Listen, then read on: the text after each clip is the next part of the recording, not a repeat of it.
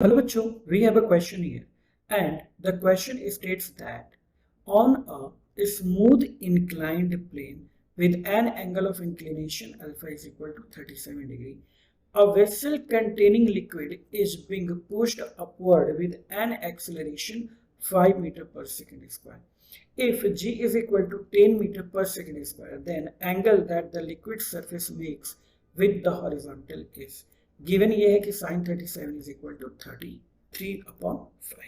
सो बच्चों क्वेश्चन हमारे पास ये है यहाँ पे कि एक स्मूथ इंक्लाइंड प्लेन है with an angle of inclination, जिसमें एंगल ऑफ इंक्लिनेशन जो है वो हमारे पास दी हुई है 37 डिग्री, और एक वेसल है जिसके अंदर कुछ लिक्विड भरा हुआ है, उसको ऊपर की तरफ धक्का दिया जा रहा है एक एक्सीलरेशन 5 मीटर पर सेकेंड स्क्वायर से। अगर जी की वैल्यू 10 मीटर पर सेकेंड स्क्वायर लेना है तो बताओ एंगल सरफेस से क्या एंगल बनाएगा, यानी हॉरिजॉन्टल सरफेस से क्या एंगल बनाएगा। और हमारे पास गिवन है कि sin 37 degree is equal to 3/5। Okay, तो देखिए सबसे पहले हम यहाँ पे क्या करेंगे, जो कॉन्सेप्ट हम यूज करने वाले हैं वो होगा फ्री बॉडी डायग्राम का, क्योंकि ऑब्वियसली यहाँ पे हमें देखा जा रहा है कि हम जब लिक्विड को ऊपर पुश करेंगे और हॉरिजॉन्टल के साथ उसका हमें कंपेरिजन करना है, तो इट मीन्स हमें यहाँ पे सबसे पहले यहाँ पे बनाना पड़ेगा हमें फ्री बॉडी डायग्राम। तो सपोज हमारा जो लिक्विड ये एंगल है, ये हमारा हॉरिजॉन्टल सरफेस है। ओके, अगर ये हमने y डायरेक्शन ले लिया, this one is y direction, this one is acceleration in y direction and this one is acceleration in x direction. Okay, तो यहाँ पे क्या होगा, अब देखिए सरफेस के साथ ये कितना एंगल दिया हुआ है 37 डिग्री, अल्फा जो है हमारे पास 37 दिया हुआ है। तो अगर y कंपोनेंट हम बात करेंगे तो ये क्या हो जाएगा a sin 37 degree. Okay, and ये क्या हो जाएगा a cos 37 डिग्री। अब यहां पे हम देखेंगे, सबसे पहले हम वैल्यूज फाइंड आउट करेंगे a sin 37 डिग्री की। तो a sin 37 degree is equal to हो जाएगा, a की वैल्यू हमें दी हुई है 5 और sin 37 की वैल्यू दी हुई है 3/5।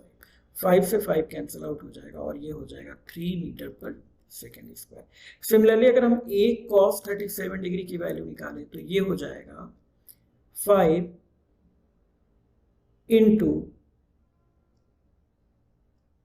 अब हमारे पास यहाँ पे cos 37 है, बट हमें sin 37 की तो वैल्यू दी हुई है, बट cos 37 की वैल्यू हमें नहीं मालूम है, तो हम उसे अपने ट्रिग्नोमेट्रिक रेशियोज की हेल्प से यहाँ पे निकाल सकते हैं। तो देखो अगर ये हमारे पास given triangle है and this is suppose your angle, so sin is equal to होता है perpendicular height upon hypotenuse।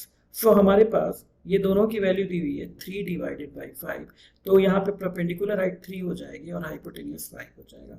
अब हमें यहाँ निकालना है बेस, तो हम पाइथागोरस थ्योरम यूज कर सकते हैं। तो यहाँ से बेस इज इक्वल टू हो जाएगा 5 का स्क्वायर माइनस 3 का स्क्वायर और उसका स्क्वायर, ये हो जाएगा 25 और माइनस 9। इसका मतलब ये आ जाएगा square root of 16 and square root of 16 is equal to 4। इसका मतलब जो हमारा बेस है वो कितना आ जाएगा 4।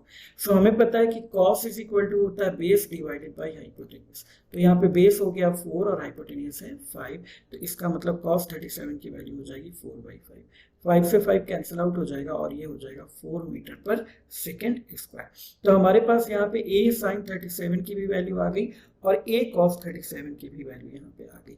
अब वी नो दैट कि हमें एंगल फाइंड आउट करना है कि कौन सा कितना एंगल ये बन रहा है, तो angle theta is equal to होता है tan इनवर्स x कंपोनेंट का एक्सेलरेशन अपॉन ay प्लस g। ये फॉर्मूला हम यूज करेंगे एंगल निकालने के लिए। तो ये हो जाएगा tan इनवर्स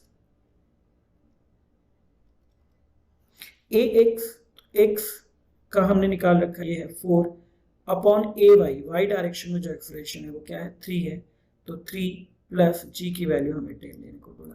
तो यहां से ये हो जाएगा tan इनवर्स 4/13।